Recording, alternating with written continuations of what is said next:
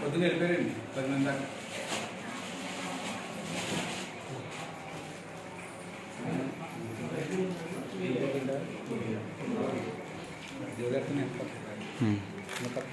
ఎందుకు డబ్బులు ఉన్నాయి నాకెందుకు పని డబ్బులు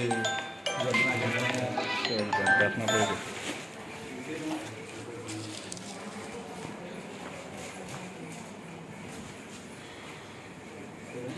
సార్ అక్కడ అయిపోయింది సార్ దీంతో అంటే వెళ్ళిపోయారు 10 మంది.